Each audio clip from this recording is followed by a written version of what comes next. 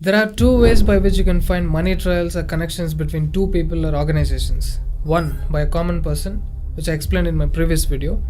Finding this connection is very tough, and finding money trail is even tougher. Second way is by tracking their donations to NGOs. That's an easier method for people like Soros to fund anti-government agendas. But that makes it even easier for people like me to track the money trails. Welcome to String. Today I'll reveal the transfer of money between Soros and Rihanna. Rihanna and Twitter CEO Jack Dorsey's connection. I'll also reveal how the niece of Kamala Harris got money from Soros and how she is running an anti-India agenda. Let me show you the annual report for the year 2018-19 of Rihanna's company, Clara Lionel Foundation. On page 16, under the program partners, there is the name Human Rights Watch. It's an NGO which portrays itself as a protector of human rights. But are they really what they're showing? Let's find out. On 23rd March 2018, their official website HRW.org has also covered an article to glorify Rihanna. Coincidentally, the same NGO has an article on Soros, where they accept getting $100 million from him in 2010. And that grant was given for a period of 10 years, which means from 2011 to 20. $10 million each year.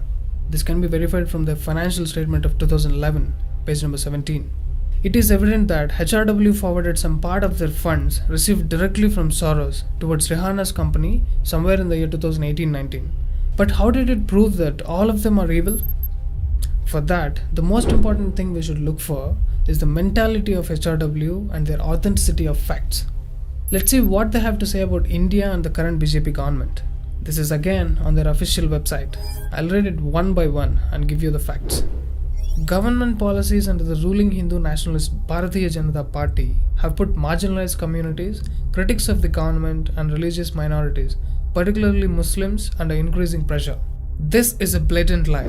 Do you know which ministry takes care of minorities? It's the Ministry of Minority Affairs. It is started in 2006. From 2006 to 14, Congress was in power. After that, Modi ji became the PM and BJP took over this ministry. Let me show you the details of every single penny spent on these religious minorities, in which biggest part goes to Muslims. And this information is available on the official government website of Minority Affairs. Link in the description. From 2006-7 to 2010-11, Congress spent a total of 4,714.39 crores. From 2011-12 to 2013-14, Congress spent a total of 7,498.83 crores.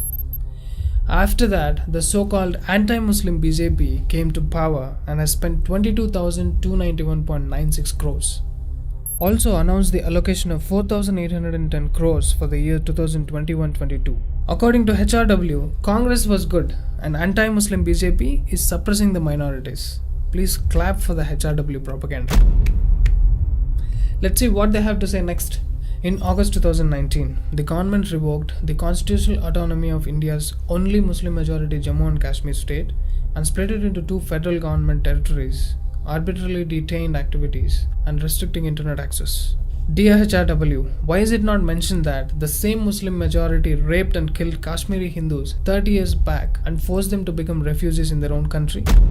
Why didn't these Kashmiri Muslims rescued or protected their Hindu brothers and sisters at that time? Lakhs of Hindus left their home, but did the current central government remove even a single Kashmiri Muslim from his house? I know you people will not write this because it doesn't suit your propaganda.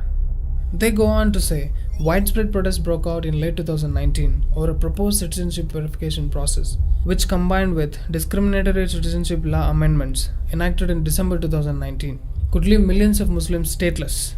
Dear HRW, if you prove that even one person in this country lost his or her citizenship due to CAA, I'll delete my channel. In fact, all the String channels. Oh god, I need to stop reading this bullshit. But this is what Rihanna would have read. This is how the whole anti-India ecosystem works. Keep your political inclination aside. You vote for whichever party you want. But don't let a foreign invader like Soros destroy your country.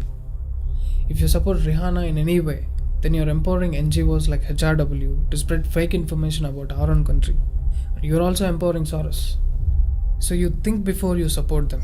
News about Rihanna receiving crores of money from Khalistanis and she is involving in pushing children for child labor activities are also coming.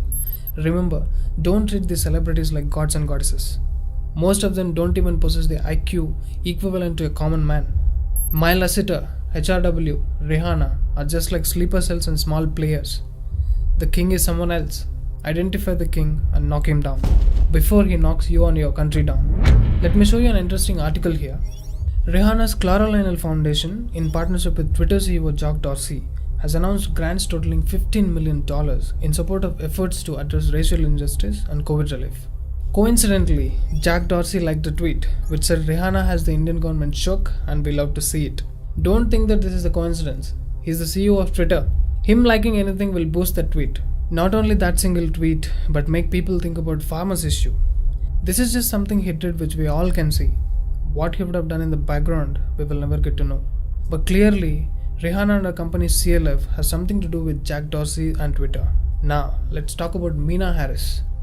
हम भी Lyell थे, तुम भी Lyell हो, हम भी पेले गए थे, तुम भी पेले जाओगे. The niece of Kamala Harris. I'll show you the complete money trail between Soros and Meena Harris. But before that, let's see what she's tweeting. Don't worry Meena, after this video you will be silenced by the public. She's saying that Indian government is persecuting Sikhs. Really, Meena? Look whose tweet she's retweeting. Barkadats. Wait for my next video to know about this nexus. Let's see one more tweet. You want truth? Let me show you the truth. Firstly, all of us should understand what is PAC fund. In the United States, a political action committee is an organization that pools campaign contributions from members and donates those funds to campaigns for or against candidates, ballot initiatives, or legislations.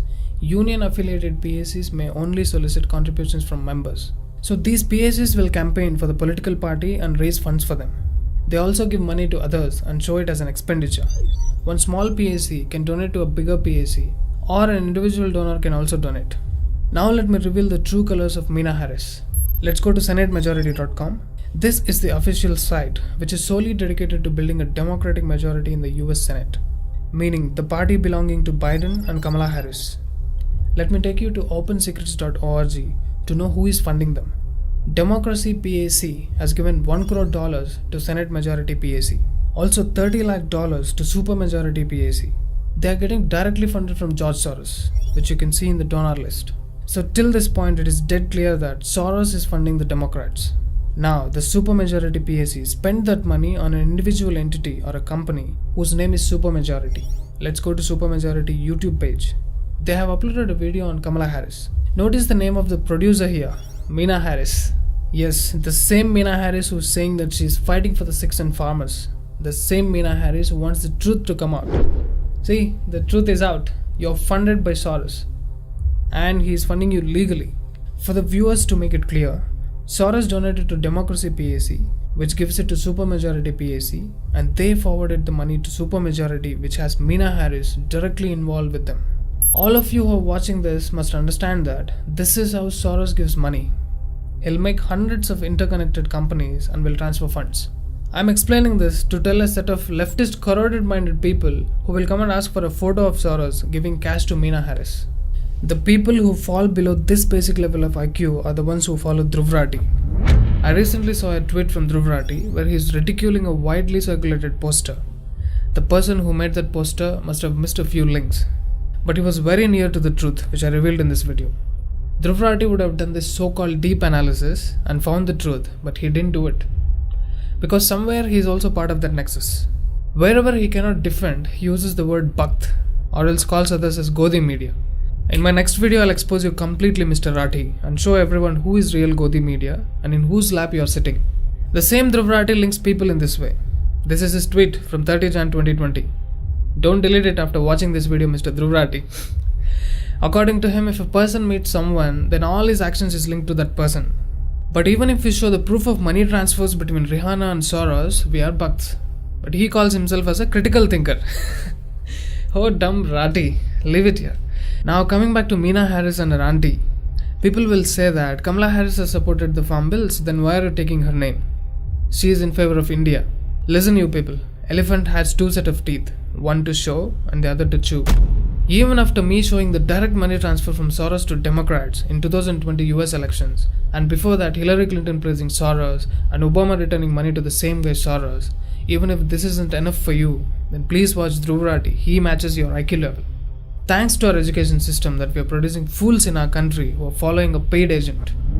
Luckily, we have Modi ji as our Prime Minister, who banned those thousands of NGOs in India. Amnesty was one amongst them. You would have seen their name getting leaked in the Greater Toolkit incident as well. Name of different media groups and Congress members and affiliates were also leaked. Even Meena Harris's favorite Barkha's name was there. Saket Gokhale, Fai D'Souza, Sexy Boy Mr. Shashi Tharoor, and many more. Why are these names on the leaked toolkit? How are they related to each other? Where are they getting funded from? Why DhruvRathee always shows News Laundry, Wire and Alt News as a source, who coincidentally were on the leaked toolkit?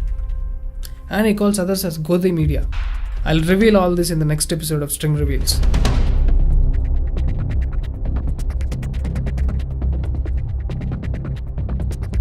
String is available in Hindi, Kannada and Telugu as well. Please subscribe to your favorite regional channel, like and share the video. Please support us through Patreon and one-time payment options. See you again in the next video of String Reveals.